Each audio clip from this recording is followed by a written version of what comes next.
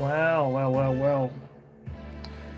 Welcome, my friends. This is the Tuesday edition of Live. What's going on? I've got the lights turned down a little bit there just to start with. So, today, if you're coming in after the fact, this video will contain topics brought up and discussed in the live chat. The live chat will be visible afterwards, I think, after a couple of hours at least, maybe a day. I'm not really sure how long it takes to check everything. So I will be picking up from topics that are in the chat.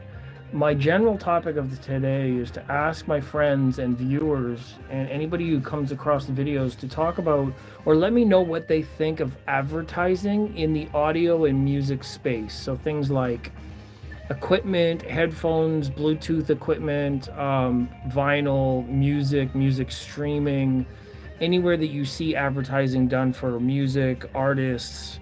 I don't personally have cable TV, so I don't know what's out there on TV. But in your ads online, on Facebook, on Instagram, anywhere that you see advertising for HiFi, just like to talk about a little bit of that and find out what people are actually seeing out there. Just trying to adjust my room. The lighting's a little bit different in here today.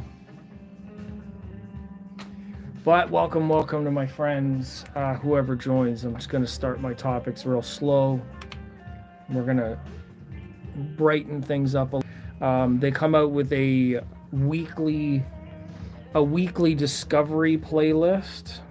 I will showcase that here. So I have my weekly discovery playlist, and I will be just randomly scrolling through this list to play some of the music on here. Chances are this might get copyright striked. I don't know.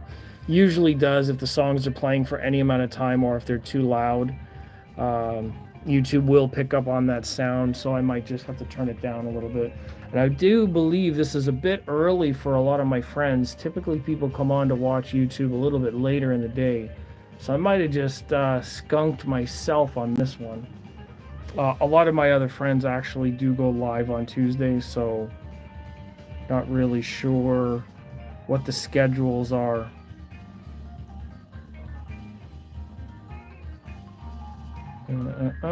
Yep. So the reason why I wanted to talk about marketing and I wanted to get into this live discussion is recently in the media, or at least in the YouTube and HiFi space, there's been campaigns presented by JBL and a few other brands trying to get what they're calling new generation, younger audiences, a generation of audio users and music fans that are they're fresh to the idea of these technologies, and they're not from an era when PX is here. What's going on? Thank you for joining. Yes. So the idea of next generation, this idea of like younger people that are getting into music and have, they have their iPhones and their headphones and their gaming systems, and they have headphones are very popular with mobile audio, with your phones, with either gaming, with tablet, with your or a Bluetooth speaker, say if you're out with your friends or if you're at a house party or if you're, any place that you see a lot of young people gathered and they have their music with them. It's typically on their phones or with headphones or sometimes a Bluetooth speaker. And first question is if anybody has one, what brand do you use? And I'd like to know what it is. Hello, Charles. Welcome. Hello. So the idea of like portable audio. So I use an iPad for my music. This is basically playing my music at home. I have a system set up here that's not very common for people. It's common on YouTube, I guess, where, people have a dedicated room. I've spent many years building and collecting this kind of stuff, so I have a room set up for it, but that's not typical. What I have here is not like a lot of other people have. So I'd like to find out what kind of marketing or advertising helps other people decide what audio products to buy. Like how do you find out what's good, what good headphones or good portable devices or even music streaming? How did you decide on I mean, Apple, if you have an iPhone, that's pretty obvious, but some people still use YouTube Music, or they use Spotify, or some people use Tidal if they're interested in paying a bit more. I mean, in my case, I have Spotify and I use Qobuz, but that's because I'm more into the industry and I have uh, roughly 20, 25 years of experience in the audio space. So, why I want to talk about and ask an audience about marketing and advertising and products and Bluetooth technology is to find out exactly like how brands are targeting younger audiences, and is it effective? I mean, that's the most important question that any of them would have is the are the advertising campaigns effective? Are they really reaching an audience that they're hoping to reach? So that's the interesting question. And the only way to really do it is to conduct surveys or to ask people, like, hey, did you see this advertisement? What did you think of the advertisement? Would you purchase based on this advertisement?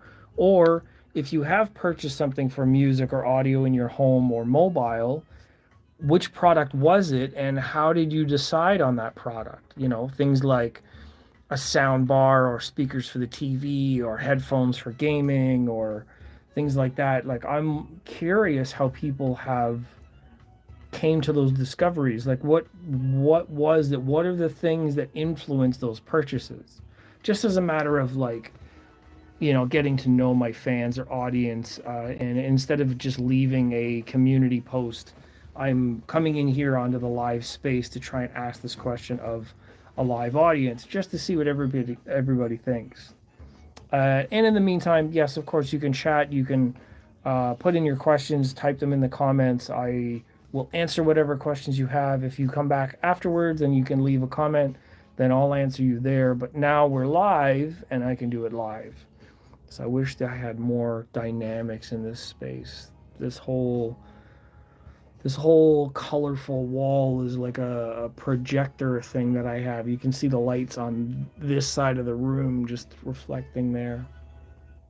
Yeah, so JBL, JBL brand is a very popular brand, and they had a campaign recently that was essentially the result of years of research, apparently, and their team decided that it was a good idea to market or otherwise showcase new products, new speakers, new amplifiers, new surround sound processors for surround sound and movies at home. They decided that their campaign targeted at a new generation was to use what I would describe as the Valley Girl type of attitude or vocalization between a group of girls, females, women, I don't know what else to call them nowadays, in a room. They're sort of in their own space, meaning they're on their phones except for one who was talking to the camera. And then she would occasionally get her friends or the people in the room to talk about the equipment, but it was all using very vague terms and just pointing and using very basic descriptions like, here's a speaker, this is the subwoofer, here's this amplifier, it does this. And it was very interesting. I'm going to say interesting because it wasn't targeted at me. I know too much. I've been in the hobby a long time. After 20 years or 25 years, almost 30 years now, there's so much stuff that I know that the campaign and what was talked about is missing a lot. So for me, it's not my demographic. It's um, it's targeted at a different audience. Let me just flip my camera over here. So the audience that it's targeted at, I mean, at least in the campaign they had these three relatively young looking women. Um, they seem to have this Valley Girl type of speaking. I don't know why. It's such a 90s type of phrase, like, or vocalization. I mean, there's been a lot of other people that asked their daughters, their younger daughters, 20 years old, anywhere between 16 and 20, and even 26, I would say, is in this kind of like new generation. If you're 16, let's face it, you don't have the money to buy hardly anything. If you're 26, you're probably working, you might have the money to actually do that. If you're younger, you might ask your parents for something that's pretty cool, and then you'd have to have a discussion with them about the audio products. Anyways, the point was, there are a number of different people who chimed in and said, "Hey, my daughter's this, and this is what she said, and my daughter's this old, and this is what she said." And then other sort of mature, older women and females in the space watched the ad with women and females in the advertising campaign or videos. There's 4 or 5 different videos, and they all kind of said, like, it seems to mock a type of presentation where it's not like offensive. Of course, you know, that's subjective, but it didn't seem to really land. Like, it wasn't inviting, and they didn't really say a whole lot of information. So all of them reported back that it sort of landed flat. What it did do was create a lot of discussion. So here I am talking about it as well.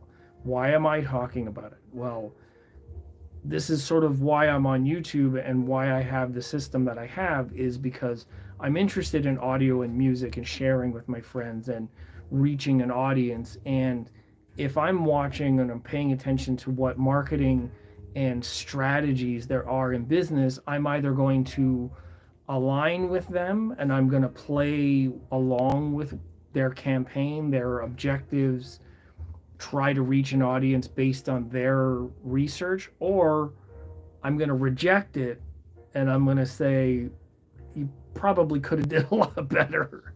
And that's really my opinion. Is I don't think that the what was reported recently at Audio Advice Live, I heard in a video that they had spent somewhere in the range of at least $100,000 in research to try and bring in information so they could design the campaign for the new products, only to show a video in such a way that didn't seem to even connect with the people. So I'm wondering, how was that research conducted?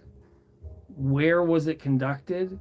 What was the sample group? I would love to get information based on the sample group, because all the information that I got back from the ad campaign around this product was that it fell flat, like nobody really connected to it. So I don't know how they came up with that. I'd love to know more information. And that's why I'm here actually asking my friends to talk about their experiences with ads or campaigns or marketing or anything that they know about what they see on TV or advertisements online or posts or brand posts for music or music equipment or speakers or Bluetooth device or headphones. How do people see it? Like, what does it look like? Well, how does it register? Does it mean anything to you? Is it just a name, like a McDonald's thing on a bag?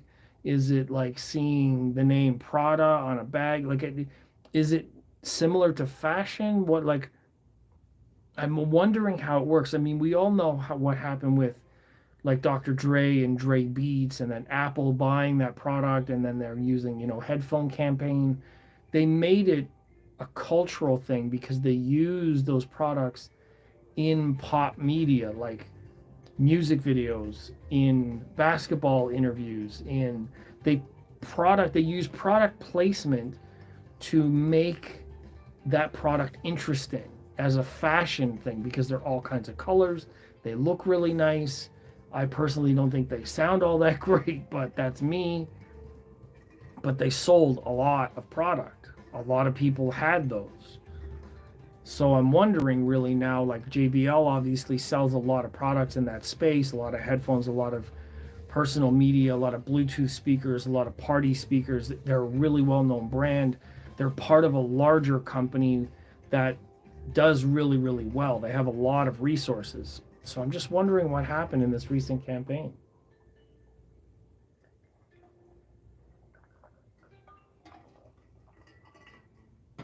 So hello to my friends. I see that there's 5. There's been up to like 5 or 8 people watching, and I'm not really sure if People are tuning in on either their TVs, the computer, they're watching on their phone. People can't comment. They don't really know what to say. Maybe I'm not that interesting, so nobody says anything. I don't know. I happen to do this as a hobby.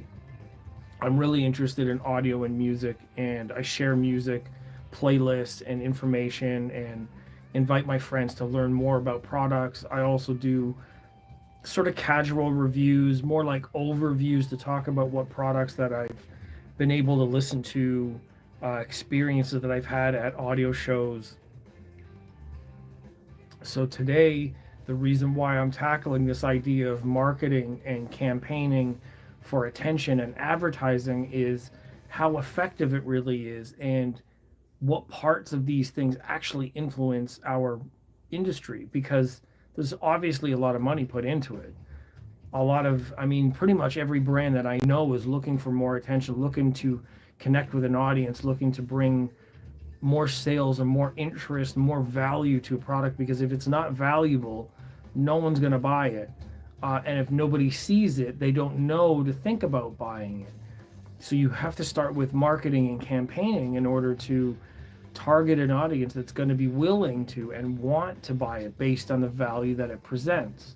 Now, I have some thoughts that I have some thoughts on presenting value, because value could be very construed or manipulated or inflated, or all kinds of catchphrases. You know, you use technical jargon and fancy acronyms and all kinds of different labeling to make it like more interesting. People use like super and ultra and epic and extreme, and they use all kinds of words and phrasing because it triggers certain psychological effects in people. Also, with the idea that there's a lot of people that already like it, like communities that are part of a hobby. Say, for cars, for instance, there's a JDM space. A JDM space, I think, is Japanese domestic models, or I don't know what JD. I don't know what the M stands for. But anyhow, it's car culture, and they're really interested in Japanese model cars. And then there's all kinds of like aftermarket. You're talking about the Fast and the Furious people. It's an industry. Car people, you know, cars in general, that's a thing that people are into, but it could be anything. It could be sports teams, fantasy football, fantasy teams. It could be gaming. It could be card games. It could be fantasy games. It could be gaming in general, like Fortnite and Overwatch and League of Legends and all kinds of games like that. Like it's culture that people are into, that they connect with these things. So in marketing, when you're talking about certain things that are interesting, creating a value for the public, for the audience, you talk about what's important about it, how to draw people into it, how to interest them. I mean, if it's advertising already in the industry, then it would be simplified because most people in that industry already know. But if you're trying to reach people outside that industry who aren't aware, then I'm wondering how effective some of that marketing and advertising is. What does it look like? What is actually interesting? What do people actually respond to? I don't know. It's hard for me to tell because I'm inside. I would need to remove my experiences, and that's impossible. So the only other way to do it is to ask questions or a survey and just find out how effective it is for other people. So that's why I'm here today. It doesn't seem like the topic is very interesting. So I'm going to show off my speakers and maybe go through some of my playlists. Let me make that a little wider. There we go. And we are listening to my Spotify playlist today. I've got my Discover Weekly going on Spotify. It's just easy way to scroll through music. Let's get this one up here. There's a really interesting thing that's called Bad Knees. Yeah, if I had bad knees, that's what my face would look like too. It's pretty cool. So a lot of the music that I listen to is mostly jazzy, funky music. I listen to drum and bass. I sometimes listen to metal, listen to all kinds of stuff like that. And it's good to actually have a variety of music, because, especially in the audio space, because like when you're testing equipment, and I say this a lot, you want to be sure that it can play all kinds of things rather than just one thing. Because say like you test drive a car in the summer, but if you don't know how it drives or performs in the rain or in the winter, depending on where you live, then you don't have the entire scope of the car's abilities based on one test drive in the summer. So with music equipment, I always say play all kinds of genres. Play something that is hip hop, that is pop, that is electronic, that is metal in some cases. I mean, even if you don't like it, something familiar, something popular in metal, something that's been on the charts. You know, there's a lot of options there. And when you do thorough testing, then you know that the equipment is going to perform well. It's going to last you a long time. Um, and this ties into the idea of advertising, because when you see stuff in advertising, sometimes the advertising is so basic that you don't know, like they're not really saying a lot about the product. They just say, hey, this looks cool, it makes sound, come and buy it. And I mean, like, is that really effective? I mean, to me, it's not, because I want to know more about it. I want to know, like, hey, how much power does it take? How loud does it get? What does this actually sound like in this setting? How do these work together? Um, what is like what else is on the market that costs similar, and can I get more value from something else? You know, like if you're talking about a budget of $500, it's a lot of money to a lot of people. $500 is a lot of money for some folks. So when somebody advertises something and they say, "Hey, this is about 500 bucks and it does this, this and this and this," and then somewhere along the lines you might want to ask the question, well, like, hey, like what else can I get for $500 that's a better value? And then in order to understand that value, you have to test and evaluate, or at least have some resources that can tell you the truth about the products. Like, do you really believe what the TV tells you? Do you believe what advertisers tell you? Can you trust marketing? I mean, they're all hoping you do, but can you? And more to the point, of course, like in my opinion, you can, but it's not enough to just buy it blindly, if that makes sense. I think that it's important for all people in all hobbies. I mean, you don't want to just buy a set of tires or something on the car without researching it. You don't want to buy into like sporting equipment or biking equipment or anything like that without doing some research. You want to know that, say, like if I buy these, how are they going to perform with this music or that music? Or sometimes a lot of the big thing is like, so for instance, with my room, I have a window here and it gets really warm in the summer. I like this summer, it's extremely warm. Like everybody's dealing with heat. So in the comments, if you're watching, tell me if it's been hot or cold wherever you are. Comments really, really help. Like it doesn't matter, even if you're just saying hi, that's helpful. But yeah, like so when you get a product that's like this, you want to know that it's been made to handle different environments. So if you buy it from North America, or if you buy it for South America, or if you live in Europe, and you want to know like what's the longevity? How long is it going to last? Same thing for like if you're doing like home decorating, carpet and even curtains is a really big consideration for spaces, because you want to know, can I wash them? How long do they, like what kind of atmospheres do they work best in? Carpets, you need to think about like what is it, a high traffic area? Is it a low traffic area? Is it like how easy is it to clean? Is it stain resistant? Like there's lots of stuff to think about. It's not as easy as it might think. I mean, and even in my room, I've got this really, really shag carpet here that's really, really high pile. You can see the sun blasting across my floor. So this is really hard to vacuum, but this one not so much. So I have this idea before I buy my products, like what does it do? What's its value? What kind of longevity am I going to get out of it? And that's something worthwhile to know.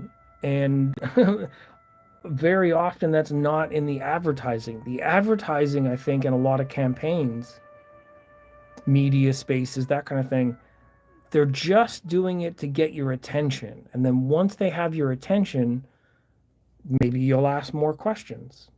I'm not sure. I'm not an advertising specialist. I've never been to school for advertising. I'm just on the receiving end.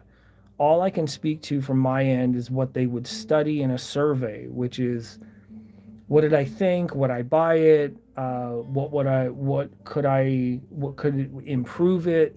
You know, standard survey questions. And that's definitely part of the research. Marketing specialists learn and know that taking sample sizes and surveys help them narrow down some of their research. If you're going to spend a lot of money on campaigns and you're going to advertise to a new generation of kids or people that are coming into audio space, and you want to show them something that A, looks cool, because let's face it, we're all a little superficial.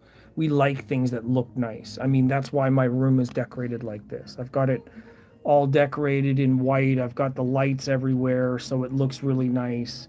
I mean, I even got these projection lights on the back wall, so once the sun disappears, all of that will be like all lit up like that. I've even got lights that run around the top of my room. Why? Why? Not because it sounds any better, because it doesn't make it sound any better. Like this device right here from Synergistic Research, that's what these boxes are doing over here. It's the PowerCell 8SX. So this device is essentially, I don't mean to put the brand down, and I don't know like if anybody's going to take offense to that, but you could message me later. It's essentially a very fancy power bar. Not really, but its purpose is to take the electricity from the wall through quality cable, through the device, clean up the noise that comes through, because let's face it, like if you ever plugged in one of these testers or whatnot and test the power that comes from the wall, there's a lot of noise that comes through these power lines when it comes out to this point. Just like you would put a Brita filter on your water tap, or you put a Brita filter, on a jug in the fridge, and you get your water through the piping, through the city, through the filtration system. It comes into the house or building, and then you put it through another filter after it comes out of the wall. So this is the same sort of thing. Like, it's delivered to your apartment or home through the lines. It comes in not so clean. It's full of radio signals and a bunch of noise and bullshit. So you take quality cable to bring it into this device. The device is like a power bar, but not really. It cleans up the signal, makes it sound better. True voice of reasons here. What's going on, my friend? Check out the sunset that I got going on. Brightness. So yes, this device is an eight-way power outlet, power conditioner. So what it does is take the incoming electrical signal, runs them through a noise filter, and then outputs the cleaner signal on the back end. And that's, it's not necessary for a lot of applications. Depending on what kind of gear that you're running, then you may benefit from it, you may not. In my system, I'm finding that out right now. And their marketing campaign, I mean, like, look, their logo is amazing. That's what I'm wearing here. This kind of marketing, that black, red, white, that's a really cool logo. It's really, the boxes are too far away, but it's really cool looking equipment. So when you see this blue light, the blue light doesn't really tell you anything other than the fact that it's got power on. That's essentially all of the device is doing, is telling you that it's got power. Is the carbon fiber necessary? Probably not. Are the blue lights necessary? No, probably not. But does it look really cool? Fuck yeah, it does. I mean, it's the same thing with the Orchard Audio amplifiers too. You could have had a very simple logo on there, but the fact that they have it engraved on the top, I mean, that's really, really cool. It's carved into the top of the amplifier to let you know like what brand it is. It's not visible at all angles, of course, but it's more visible straight on. And then like the carbon fiber on the top here, not necessary. The blue lights, not necessary, but it's cool. It's nice to see what brand you're using. They do that a lot with everything. Everything's got logos all over it. Personally, I think that if you could have a product that was incredibly identifiable without a logo or a name printed all over it, like Rel. I hate to shit on brands, but I guess I'm cynical. True Voice of Reason says, do they have a schematic available? That's part of what I need to evaluate it. Yeah, I highly doubt it. I can find out, but that's a very good input. I like that comment. So something like I was talking about JBL's advertising campaign earlier and how they had a number of females in a room talking about product, but they barely knew what anything was. They use very generic terms. They use like speaker, subwoofer, amplifier, receiver, whatever, and then it did this, it did that. It didn't sound like they knew a lot about it, which is, to be fair, I mean, maybe a lot of kids these days don't know what it's called. But do they want to listen to somebody else who doesn't know what the fuck they're talking about? Or do they want to listen to somebody who knows what they're talking about? Have somebody actually explain what it is. And at further levels, like you're saying there, if you were going to evaluate something like this, then you would want the schematic. You'd want to know like what does the signal go through? I mean, maybe they won't give you exactly how it's designed, because you know how it is. Nobody wants to give their designs away, so you don't get information like that. I would like to cut the stuff open and show everybody, but that's not the way they do things. Companies are competing with each other. They don't want to give away their secret sauce. That's like you go to KFC and they tell you exactly what the special sauce is.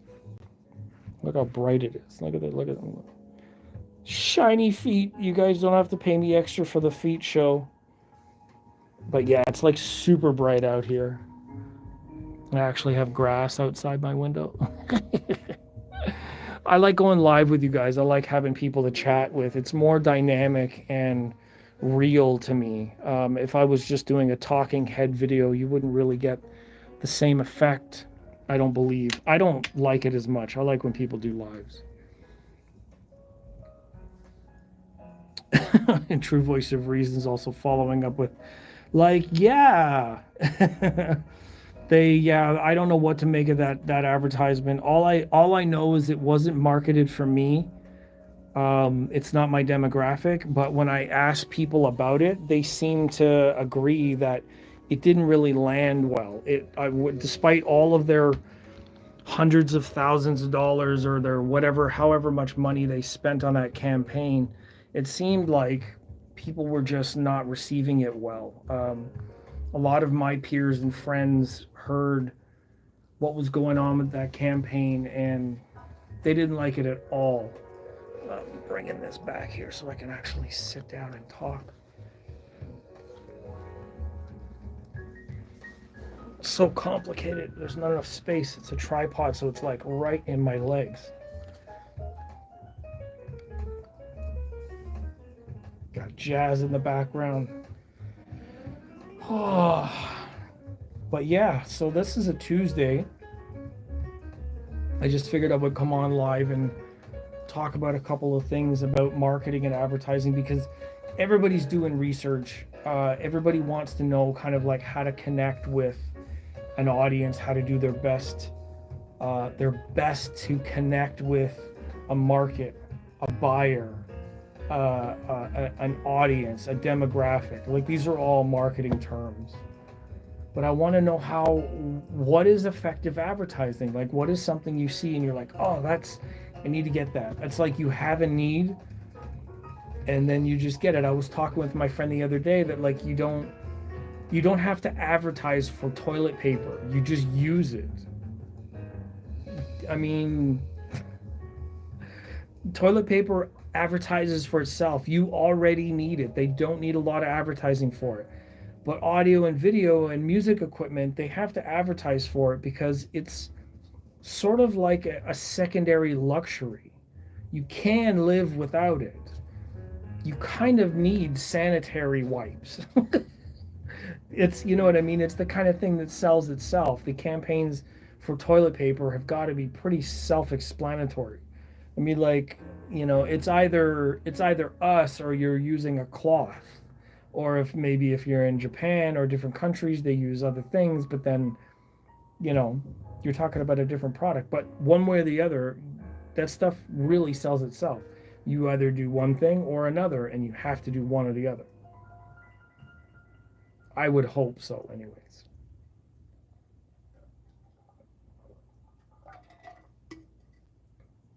3 shells. Bringing it back to Demolition Man. Demolition Man was such a fun movie. People forget that that was Wesley Snipes before he was Blade. Wesley Snipes was in Demolition Man with Sylvester Stallone long time ago. Dennis Leary, the comedian, as one of the protagonists, villain sort of characters. But Wesley Snipes was like a villain in that movie as well. So it was very, very interesting sort of view of the future world and how things would be divided. If you listen to that now, you actually look at what the world is like now and then go and watch Demolition Man for references and phrases. Oh my goodness. Never mind the three seashells. That movie's really good. Underrated, I think, personally. Yeah, so we're going on almost 40 minutes here. I'm running out of steam. There's not much conversation here. I thank you, True Voice of Reason, for giving me some feedback and talking here. I've discussed pretty much everything that I had in mind to discuss today. The only other thing I could do is scroll through music, but then every time I have music on here, YouTube says, that's not yours, boo, and then it's not good for anybody. So I don't want to have to play through the music. If anybody suggests and they want to do like a reaction video, which I have done before, I could do that and then just give that one away. Also, after I'm done with my music session today, and it's going on 7 o'clock now, Eastern Standard Time, I should be having a look at my video that I used to set up my equipment. So all of the synergistic research stuff came into the house a couple of days ago, or maybe 2 weekends ago, and I set everything up. So the power cable, power conditioner, and then the power conditioner's got 2 cables for the power cable for the amp and another amp. These are Orchard Audio Star Crimson mono blocks, really amazing. So the XLR cables are from the preamp all the way over here, so they run across behind the speakers, behind here, so one here, one here. So the XLRs are standard cables, but I have speaker cables from Synergistic Research running into the tower, and then another Synergistic Research cable running into this tower. Behind the preamp, I am running RCA cables by Synergistic Research.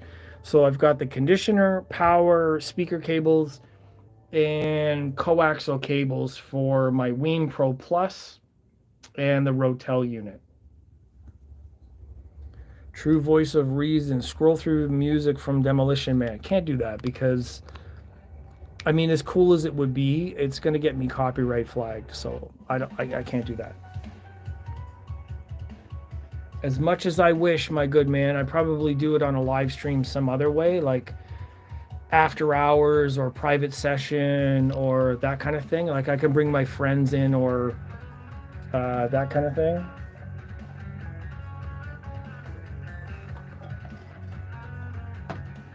Oh yeah, I remember like in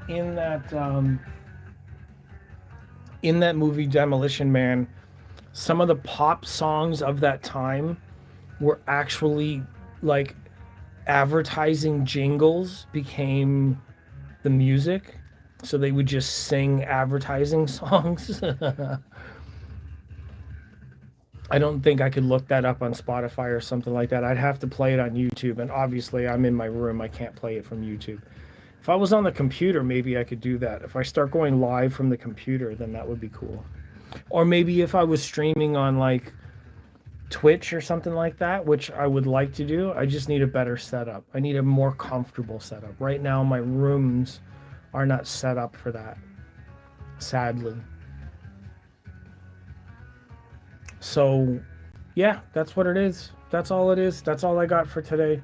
I'm sort of out of whack. I don't have a lot else to speak to.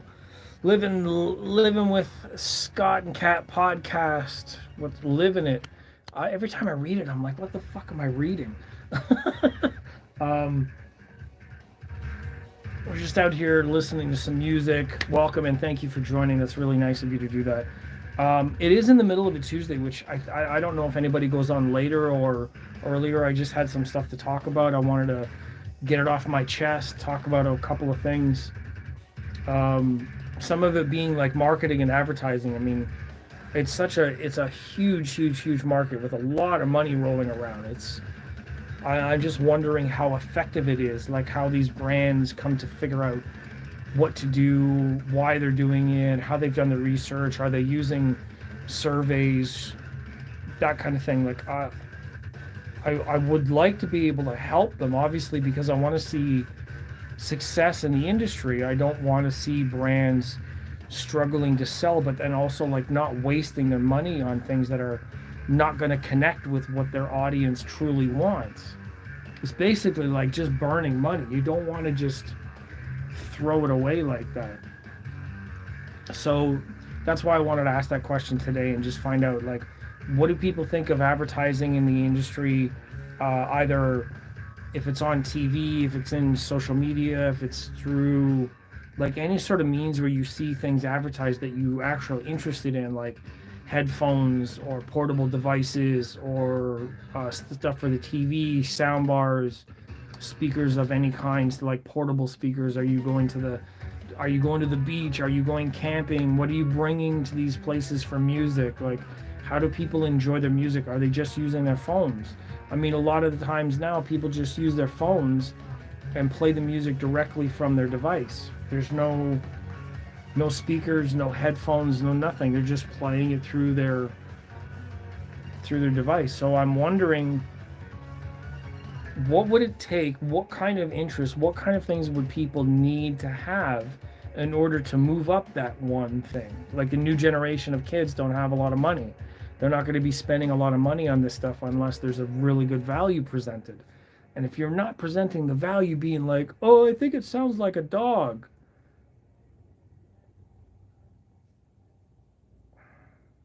I mean, what can I say? I'm going to get blacklisted before I have a career.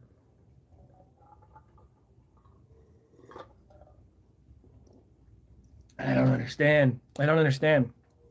Music is such a beautiful thing in our lives, and music of a higher quality, live music, good quality music. If you have good quality equipment and you bring this into your space, you can enjoy so much more of what the artist wanted you to hear.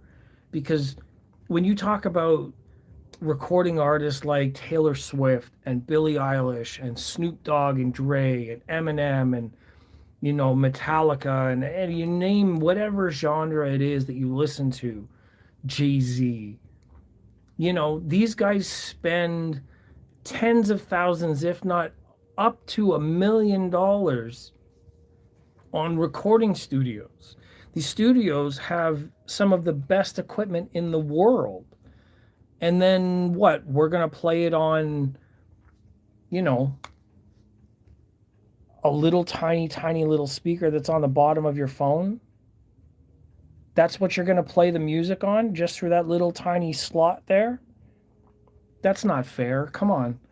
I mean, when you hear live music at concerts or in a club, or when a live band is playing, like, you can really feel that music. And it doesn't cost a whole lot of money to reach that next level and just bring some of that into the space, you know? It is possible. It is not like as far fetched as it seems. You don't need what I have in my room. Living it with Scott and Kat says, "Ugh, no, thank you. Keep the music sounding good." Yeah, exactly. Who really, really wants to compromise their music by playing it through like really tiny, overpriced, distorted like Bluetooth devices? I mean, it's convenient, yes, but ultimately you'd want to give the music more respect than that. You don't necessarily want to keep it that way. It's good when you're moving from place to place, you're going to a certain place with your friends. Yes, like for convenience sake, cool. Like I love to have stuff like that. It's really good to have it, you know, when you need it, like as a convenience thing. But I mean, you don't when you go on a date and you want to have a good time with someone that you really respect and care about, you don't date them and bring them to the 7-Eleven. You're right. Like, if you're going to have a quality meal that has multiple courses, you choose to bring a date to somewhere that's a really nice restaurant. That's the equivalent of audio. When you really, really want to respect the music, you bring someone to a space that's got it set up. This is like music at a restaurant or as the equivalent of a restaurant. So John is saying, "Hello, nice speakers. What kind of brand?" These are Arendal Towers, 1723 THX, obviously SVS subwoofers, and Orchard Audio monoblocks with a couple sets of synergistic research cables. So Merwin says, "Hi, once you buy an electric guitar, ideally there would be 20 IR more tier processor to King or what?" Chris says, "True, brother," and that's true. Like you want to get the best quality possible for your music because John's saying, "Is the speaker from Europe?" Yes, Arendal from Norway. True Voice of Reason says, "Both my kids love music so much. That's why I started them with decent beginner stuff so that I could afford." Yes, and that's perfect because as long as they have an avenue and they're being welcomed into the space, I feel like kids are going to want to explore more once they're given that opportunity, but not if they're being sold to by a brand that's just looking for money. Right? Like I've seen people open up those Dre Beats headphones and they've got little weights in them to make them feel heavier. Like that's a crock of shit. Don't, like don't I would strongly recommend that people look into the brands and understand what they're really supporting because of course, yes, it's a business. People are looking to make money. But you know what? Only the really truly respectful and worthy brands deserve to make it. Not all of them are really out there caring for what you get. If they're going to do cheap little cutting corner tricks and campaigns to convince you into something and sell you something that's not actually legit, like you should know about that. I believe that it's fair that you should know about that. So Scott and Kat saying there's a time and a place for it, but to really enjoy it, a good frequency range, get lost in the music, we need a setup. To some extent, doesn't have to be crazy priced. Yes, true, and you can get really good sound for not a lot of money. I have some pretty decent speakers in the other room that I've been listening to for a while that are not as expensive. Like this room is crazy. We'll go for a walk here if you don't mind. John saying Scandinavian sound. Let's listen to them. What do you think? No, we can't listen to them because copyright strikes. But I will play. You can listen to the demo back on the channel. If you subscribe, you don't have to subscribe. But if you look at other videos, you can definitely hear a demo of these. More talk about electric guitar. Sorry, sir. Thank you for commenting, but it's kind of irrelevant. So in this room, this is the theater room, which is only half populated right now.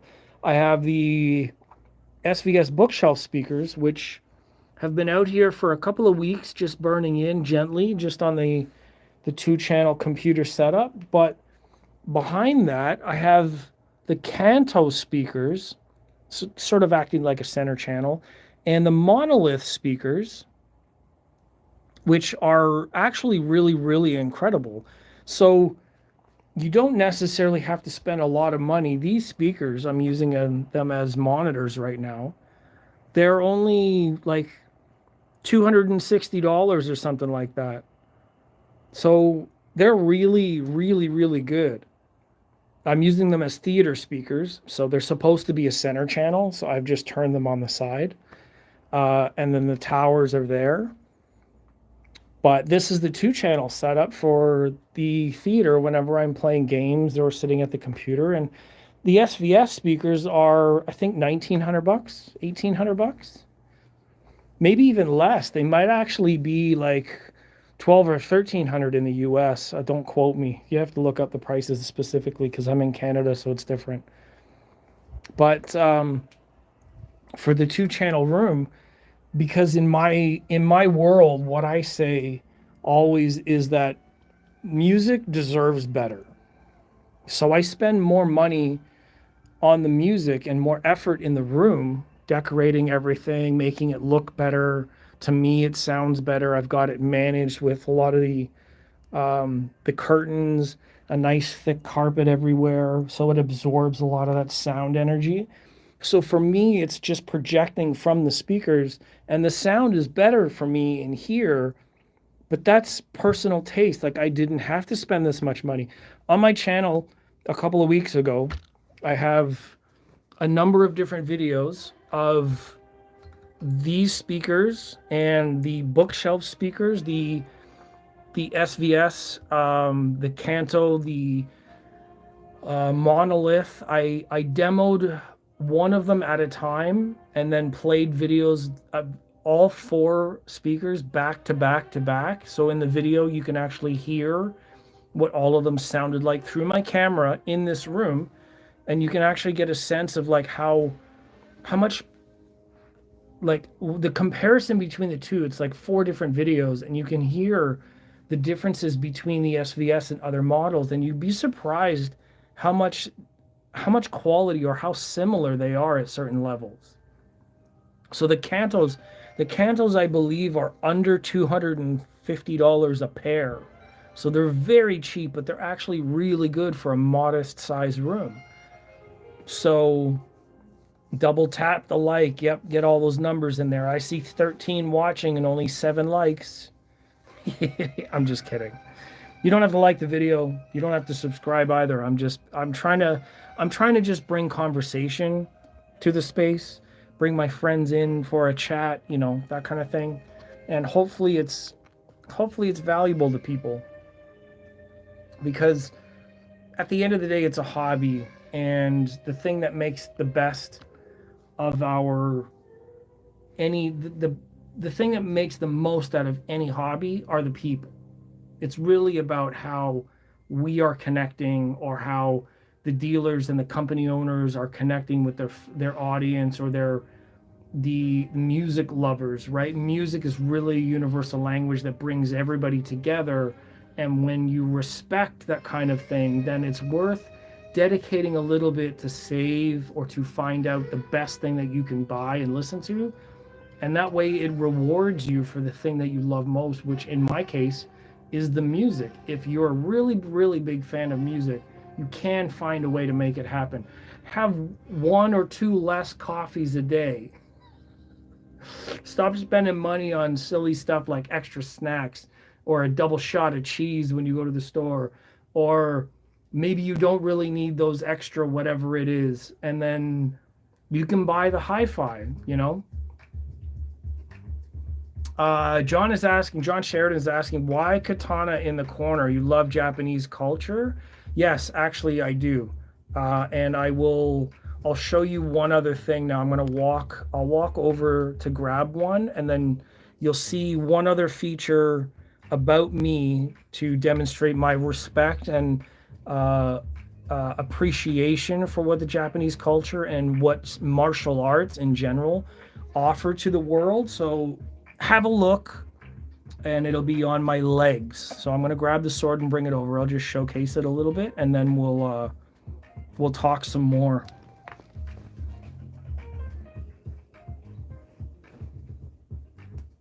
So that's the tattoos that I got a while ago.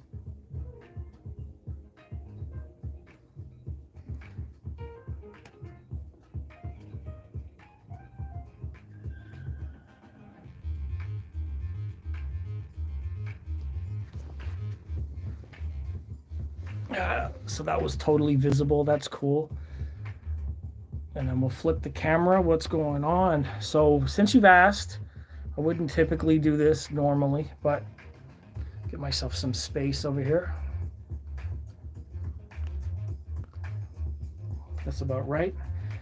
So absolutely, music is a language of the universe. Everything vibrates. Everything has a frequency. Everything sort of resonates.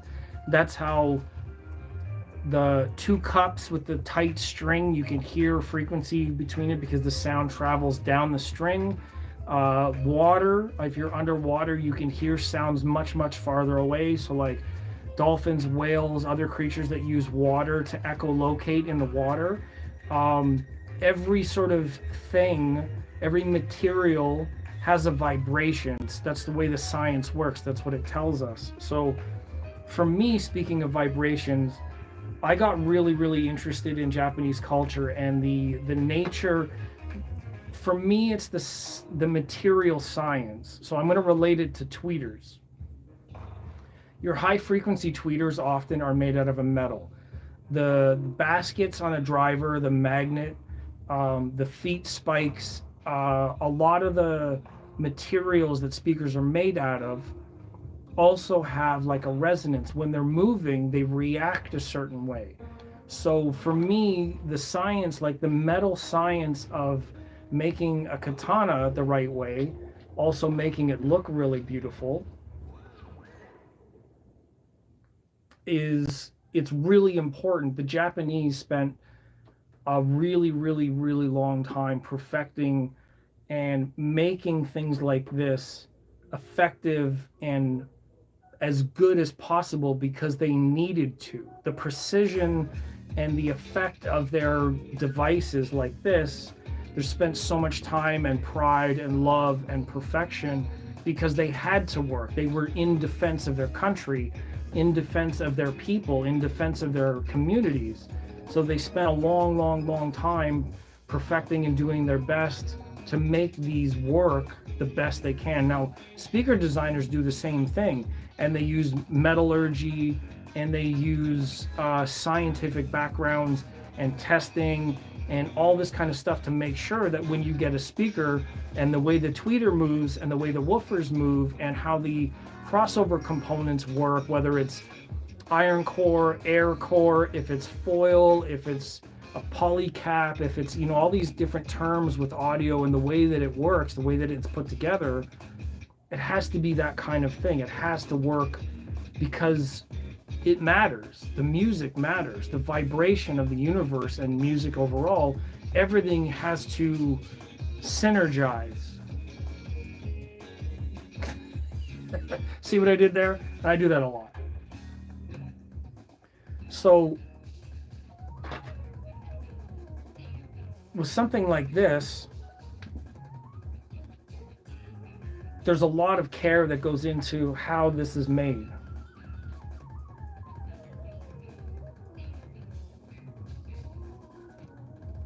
So you can tell, you can see there, I'm trying to get out of the shot.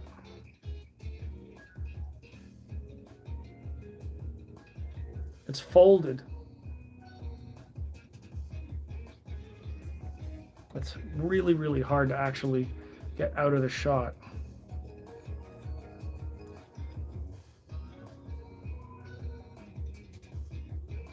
There you go. So with something like this, it's it's made to such a high level of craftsmanship to be effective and to have this kind of working condition. So in audio, I believe it's just as important. All of the metal working, the um, Carmen's here. Good evening. Katanas are nice. I'm a competitive pistol competer. So my irons are different, and yes, hearing protection is a must. Yes, everybody, please do not blow your ears out. I know that Kat, I know that Scott and Kat was watching. I'm not sure who was actually watching, whether it was Scott or Kat, but both of you, please, for the love of God, don't overdo it. Don't damage your hearing. It's really, really cool stuff. I love that part of it, but don't damage your hearing. I mean, the music is so important that it would be a shame to have a problem. Um, John's asking the katana in honor of the soul, its owner. Did you know? Yes, I did. Actually, I want to say one more thing about the models that I have here. Forgive me for 1 second. Let me turn this around and I'll tell you more of the story. It's about this white one here and the one that's on the other side of the room. So this whole theme in here,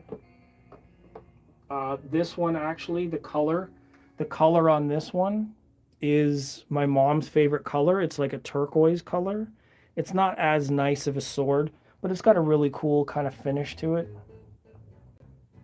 Um, so this whole room is actually dedicated as a tribute space for my mom. This sword that's in the front is something I got in her memory.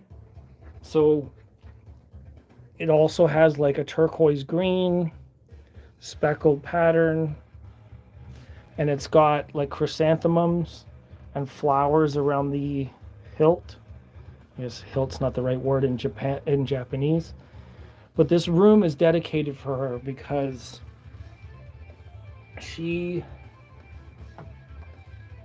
she always loved music, always listened to music, and we shared a lot of time listening to music as when I grew up. But sadly, my mom passed away a couple years ago, just over a year ago. So I designed this whole room in white because of her. And I got the set of swords also in white like this to honor her, to remember her. And actually, this sword set here, the black sword on this side, was actually her partner's sword, who gave me his sword a number of years ago through like an incident that happened. We lived together, and anyhow, so he gave me this sword a number of years ago, and my mom and him were very close, but he died of cancer a number of years ago. And my mom had never found anybody else. She was deeply in love, and they had something special. So when my mom passed, I thought of having this set together for them both because they were both very meaningful to me. Her partner was a very special person. I know that it meant a lot to them both. So I ended up buying this sword here to represent what she loved, her garden. She always had flowers and plants at home, her own garden at home. And then I wanted to have them together in this symbolic kind of way and have the swords together for them in my room. So that's essentially, sorry to bring any of this stuff up for people. I know that it's sensitive for a lot of people, but that's essentially why the room is this way. And I chose to respect them that way. I know that it's very different. I'm typically pretty different, but like I said, music means so much to me, and it meant so much to my mom. We have a special playlist together, and John saying, dude, I've got to go to work. Such a shame, but I got to go. Come back, subscribe, follow. I go live every once in a while. It's pretty random, but I do appreciate you, and I'm glad that you could be here to speak to some of these things. So we'll answer some of your questions next time. Have a great day at work. Be safe. Take care of yourselves. Carmen, yes, I agree. Fuck cancer. It's such a shame, like of all the things that we have in the world, and it's the best reason why we should celebrate and do everything we can in our moments and like expand with people. So it's not, please, for the love of God, audiophiles online that just love to wag their fingers and bitch and complain. Like, don't do it. Don't criticize. Don't judge. Don't be negative. Don't like. There's no reason to do that. Um, I see that my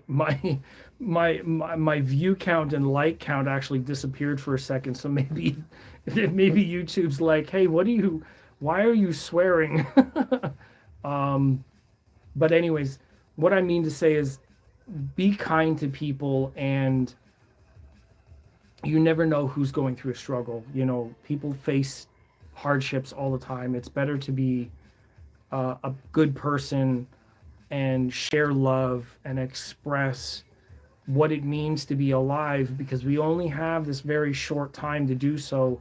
And the idea for all of us is to do what we enjoy, and nothing else is really that important. So please, to the audio people that listen and see any of my content, like realize like we're all people doing our best. Sometimes we're not perfect, and that's okay. None of us are going to be perfect. But the most important thing is to lead with kindness. It's not like, I understand that things hurt, things matter, things will upset us, things are important in life. We have a belief structure, we have things that we need to take care of. We have to protect our families, and whatever those symbolic things are, whether it's politics or beliefs, or I get it, and I respect all those things as well. But you know what? All of the different fundamental teachings of our world tell us all to be kind to people first and then figure out what to do with life, right? Like, it doesn't matter whether you're on one side or another, if you're like from wherever. All of the ultimate and bottom line teachings and encouragements from around the world everywhere are to be kind and show love first, and then figure out what we're doing with life. So it's just not helpful. Even if we have these feelings, and sometimes we can't help it at first, there's a way to express it, and there's a way not to express it. Believe me, I know just as much as all of you. It's, you get caught up with passions and beliefs and things that are right and wrong, and science is such a tricky thing like that. We have data and measurements and math, and there are truths to things, but it's not enough to be right and be an asshole at the same time. There's a way to figure that out. There's a way to speak through it as a community, because we all need each other in this. Audio is a really, really, really small community. If we want to take it on statistics, it's really small. So we kind of need each other for the whole thing to work. It's not, a competition's healthy, but I mean, enemies used to shake hands and meet in respectful manners before they fight, because it wasn't about disrespecting, it was about battling for position. So you didn't have to show dishonor in order to win. Just my opinion there.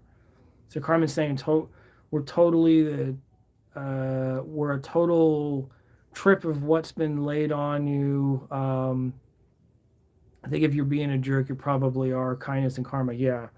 Like, we all have bad days, and that's fine. But like, overall, I would say, like, take your time, pace yourself out, feel what you're going through, then apply it to the world and to the industry. So let me cycle back to what I started with earlier on.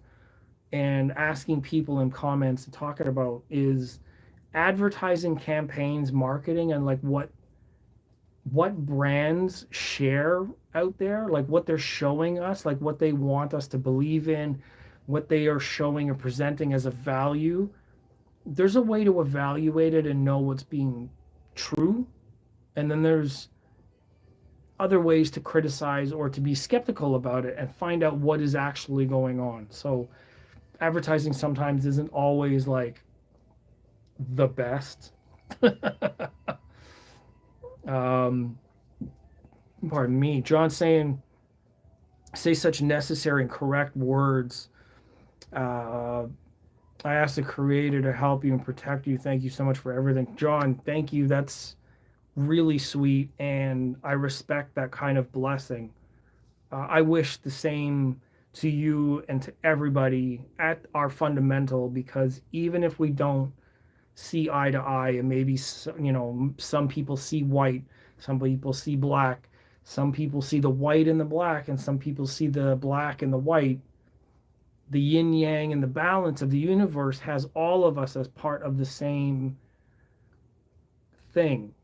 We all need to be on the same path, even if we disagree, because eventually it all comes together. Is basically what I'm saying. So that's why you lead with kindness and figure it out later. There's always a way to do that. So appreciate that, John. I do really. That's very, very, very nice of you. True voice of reason. Sorry about the quiet. This Amazon locker location is rough. Yeah. Also, if you're mobile and moving around, dude, like be careful.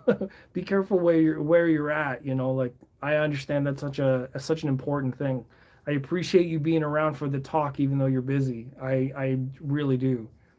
It's Carmen saying advertisements are first impression. It makes you aware of the product, service, but performance counts above all. So yes, obviously, like test driving a car, like I was saying earlier in the stream. Now we're at an hour and 12 minutes. Test driving a car, you want to know, like depending on where you live, does it handle well in the rain? How is it under braking? What if you test it only on a really nice day and you run into bad weather? How is it going to perform then? So you're right. Carmen's saying the performance of an item is more important than first impression, because it has to last you, and that's where the real value is. So when you see campaigns, and to this idea of like JBL recently releasing a campaign advertising to new audiences but not saying a whole lot, it's not enough to just show it. You're going to have to follow up with a performance review, or let people know how it works and why it needs to work and things like that, because just to show something like right off the top isn't enough. You're going to need to follow up with more. So like I might be able to get your attention with something cool, and I'm going to.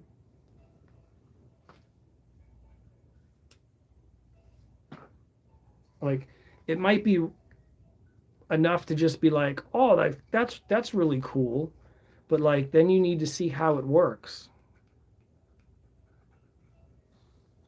right? And if that's all I gave you, you'd be like, the fuck was that? I've had this for a long while. I got it as a scrap piece. I don't think it works very much. This serves as a memory of something that I experienced, and that's why I have this. I'm not really going to talk much about it. It's really old now, so don't think you can get any of this. It's just it's like a paperweight. It's a fancy paperweight, but for audio files. So yeah, it's one thing to just show you something like that, but it's a whole other thing to be like, how does it work? What is this supposed to do? What's the value of it? I'm spending this much money. It's got to do this and it's got to do that. So you have to actually test it. So definitely. So True Voice of Reason saying, circling back, my wife half Japanese, so I got a lot of lessons in culture from her. God rest her soul.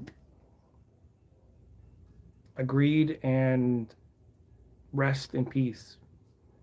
Thank you for sharing that. I appreciate that. And yeah, the cultures and wisdoms and particulars of Japanese culture, as well as a few others, especially in technology and development and precision and quality and this idea of balanced life. And coincidentally, that's what one of my tattoos says, balance. Um, it's really important for a lot of things. So let me showcase one more item, then we're going to get out of here. We're rolling up on an hour and 20 minutes. So I flip my camera. I want to show something else that I did recently, and that's these items here. So these are an anti-vibration device.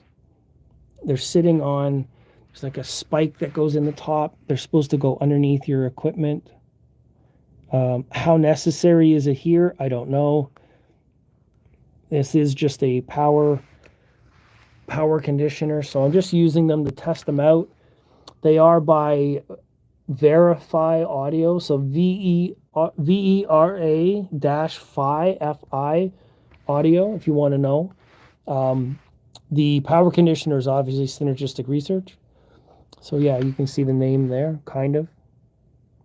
So I'm just testing them out. But yeah, so in terms of balance, you want to, like we were saying earlier, everything vibrates. So you want to do justice by your system and make sure that you don't have vibrations that cause negative effects. The same way that you don't want rattling in your car, and you don't need, like when you go to center your tires or the wheels on your car, you need them to be balanced. You need to add weights at certain locations so that when it rotates, it's not weighted one way or the other. You need to balance your tires, right? Audio works the same way. What happens with your car is when the wheel is rotating, it has an RPM, or revolutions per minute. In frequencies, you have cycles per minute. So it's like from peak to peak is one cycle. So the tires, the same thing. It's just they cycles in sound are measured in seconds, and RPMs are in minutes. So how many in a minute? It's the same thing. It's basically a measurement of frequency. So audio is the same way. You need to balance out the audio in clever ways. It's similar that you would anything else. If you're on a scale, if you're in a car, there's vibrations, you need to prevent that. Everything, including people, we all have a vibe. It's not just a fancy catchphrase, it's literally the truth. The universe operates that way. Everything has some sort of a balance or a counterpoint. Carmen's saying, I'm a big believer in home 7-day or longer time trial. It has to work in your room and system. Yes, 100%, because every room is different. Every system put together is different. Every power grid is different. Every person's hearing is different. You absolutely have to hear it in your own system with some sort of a surety in order to get a feel for the system. Sometimes even 7 days is not enough. 30 days is a really good one. So anybody that offers you money back or trial period for longer than a month, go to a demo space. Go to a store and listen to it over and over and over again. Go to audio shows and listen to it over and over and over again. Find somebody who owns the equipment and then come and listen. Like, I have gear here, so someone in the city might ask me, like, hey, can I come and listen? Where in some areas that might be a little bit dangerous. That's why I say, please, everybody be kind to each other. We wouldn't have to feel afraid of anything happening if everybody was nice. Imagine that. It's like I run isoacoustic pucks under all my gear. It's a good idea because vibrations from the floor can affect the movement of things, and anything that's moving, especially metals, creates an electromagnetic effect. And that's why anti-vibration is a thing in gear. And putting weights on the chassis, for instance, I'm going to turn my camera again, forgive me. The top of the preamp, for instance, this part vibrates. It does vibrate a little bit. Now, I don't know how much, but the movement might be enough to create some sort of an effect inside. So you could put a weight on it or anti-vibrate all of the stuff so it doesn't move and create, an effect inside the chassis. Oh, it's getting late. All right, my friends, we're coming up on an hour and 20 some odd minutes, so I'm gonna start to close this down. I thank everybody for coming. My friend, True Voice of Reason, thank you for being here. Carmen, it's good to see you. Scott and Kat, it was nice to have you in here for a little bit. John, my friend, with such an amazing blessing. I'm so glad that you were here for some of this and got to listen to things. Mass loading, Carmen says. Yes, that is exactly what it is, because a greater mass requires more energy to move. And if it doesn't move, it doesn't create a resonance. You change the resonant frequency with the mass of an item. That's just physics. The physics doesn't lie. The same way that nature doesn't care what you think. Physics doesn't care what you think. Physics is just going to physics. You need to figure out what physics is doing in your room and interpret that conversation. The speakers and the room are playing, and you're just observing. You're a passenger in that conversation.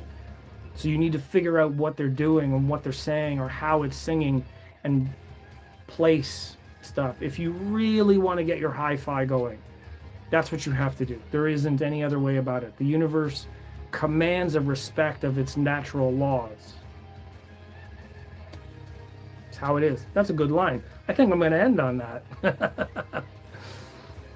Creative's Link says there is no replacement for displacement. That's a catchphrase if I've ever heard one. Now say something original. Oh, wait.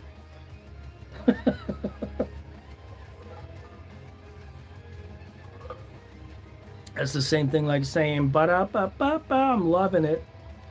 It's not yours. That's McDonald's. But yes, it's to go to the root of the statement is displacement as, oh my God, Archimedes? I think it's Archimedes. I'm pretty sure it's Archimedes. I have the flu. I can come back next week. Well, I hope you feel better, and thank you for being here. I'm a bit of a jackass, I'll admit it, and I'm just being sarcastic. We run the channel here a little bit off the cuff, casual but friendly, you know what I mean? So like if I poke fun, I just mean as a respectful thing, but also like horse to water, teach a man to fish kind of way. I like to draw more out of the community because I believe that all of us have something true to offer rather than echo, if that registers. You know what I mean? I think that we are intelligent enough and we learn and grow better if we create instead of repeat, if that makes sense. Creative links, creatives links. It's a pretty cool logo. I like that. I guess you're a graphic artist. That's really cool. I appreciate it. But yes, hope you feel better. I dig the vibe, and that's true. Displacement is the kind of thing that happens in all speakers. The more you have of it, the more effect it has on the air. So yes, that is very true. Displacement could be two things though, not just size, but excursion. So you could be a grower, not a shower.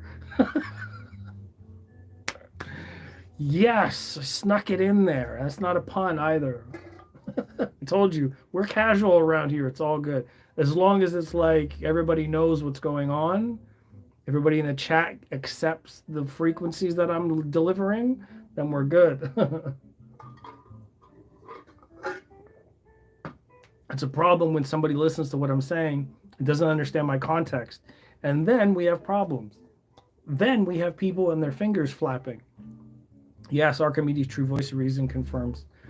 I just cleaned 8 mags while listening. Thank you for a great evening. Cleaned 8 mags. Is that me? That's maintenance on the pow pow? Yeah, I guess so. I think earlier you said something about a competitive shooter, yeah? That's really cool. See, I'm not in Canada, but that's another art form like samurai and katana and that kind of art, because it's like for me audio and like metallurgy, katana, sword sharpening, knife making, forging materials, it's all like a matter of manipulating material, right? So let me flip the camera. So when we're looking at things like the tweeter, like this is aluminum with a backing of wood in order to have that depth so it doesn't resonate or ring, right? So it's a machined aluminum, and then the cabinet's got all this structure to it. It has to work all mechanically. So the idea for me in like shooting and the art of line of sight, projectile, the trigonometry for movement, and I'm a fan because it requires a precision, you know what I mean? And maybe that's something that we all share as audio people. The science and the precision of the hobby is what interests us, right? Like how close to bullseye can we get? How close to frequency graph can we get? Like that's what we're looking for in a way. Maybe that's the fascination with the science of audiophilia. It's not the music anymore. It's more about, it is the music, yes, but it's also about how great we can get the music. Does it make sense? In Canada as well. Perfect. That's really good. A rare thing to actually, I guess it depends on where you are. It's very different here, but there are ranges that people go to, and I know that I know some people who are shooters that go out. So the speakers have a super dense front internal bracing. There's no shortcuts unless open baffles. Yeah, and even open baffles like Mako or Mako, MACO, made actually in Toronto. They make a very, very heavy front baffle because they don't want the baffle to move. So it still has to have very high rigidity because the drivers have to move, but the open baffle creates, you know what I mean, that front and back waves, but the baffle has to be solid, very, very rigid, solid, has to hold everything in place, which is why sometimes they're like this, right? Like the speakers are on the baffle, but they have a spine, so they sit this way and it's braced so that the open baffle is like a triangle. It's supported that way. But yes, anyways, at our almost an hour and a half, thank you guys for joining. 10 people almost for the last 20 minutes. Thank you very much for joining and watching. For anybody who hasn't left a comment, Instagram, Facebook, and YouTube, all the same name. If you care and this was valuable to you, reach out to me some other way. All of these other platforms have photos, clips, reels, sound demos, some extra content. I have 3 years of content on my channel, on Instagram, on Facebook. I have 5 or 6 different audio shows, libraries of photos. Please, all of the material is there. So I wish I had a card. I'll get my Instagram. I'll put my Instagram up. Everybody can see what it is from there. So it might be backwards, it might not be. Let's get rid of my...